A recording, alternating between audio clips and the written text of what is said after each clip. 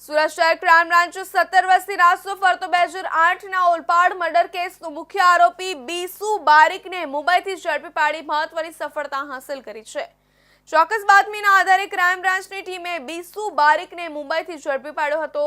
17 વર્ષથી નાસ્તો ફરતો આરોપી હવે કાયદાની પકડમાં છે અને તેને ઓલપાડ પોલીસને સોંપવાની કાર્યવાહી ચાલુ છે। સુરત શહેર ક્રાઇમ બ્રાન્ચે 2008માં ઓલપાડ પોલીસ સ્ટેશનમાં નોંધાયેલા ખૂનના ગંભીર ગુનામાં 17 વર્ષથી નાસ્તો ફરતો આરોપી બીસુ બારીકને મહારાષ્ટ્રના મુંબઈથી ઝડપી પાડી પ્રશંસનીય કામગીરી કરી છે।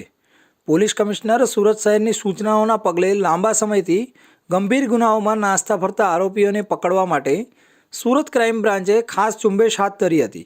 સંયુક્ત પોલીસ કમિશનર ક્રાઇમ અને નાયબ પોલીસ કમિશનર ક્રાઇમના માર્ગદર્શન હેઠળ ડીસીપી પોલીસ સ્ટેશનના એન્ટી ઓર્ગેનાઇઝ ક્રાઇમ સ્ક્વોડના પોલીસ સબ ઇન્સ્પેક્ટર અને તેમની ટીમે ચોક્કસ બાતમીના આધારે બીસુ બારીકને મુંબઈથી ઝડપી પાડ્યો છે।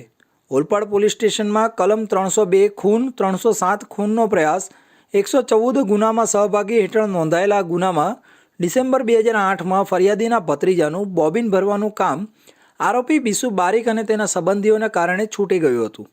આને અદાવત રાખીને ફરિયાદી અને તેના સગા સંબંધીઓ સાથે આરોપીઓનો ઝઘડો થયો, જેમાં મારામારી દરમિયાન કાર્તિક જૈન નામના વ્યક્તિનું મૃત્યુ થયું હતું। આ ખૂનના ગુનામાં બીસુ બારીક આજ દિવસ સુધી નાસ્તો ફરતો હતો। ક્રાઇમ બ્રાન્ચની ટીમે બાતમી અને હકીકતના આધારે આરોપીને મુંબઈથી ઝડપી પાડી કાયદેસરની કાર્યવાહી હાથ ધરી છે। આરોપીને ઓલપાડ પોલીસ સ્ટેશને સોંપવા માટે તજવીજ હાથ ધરવામાં આવી છે।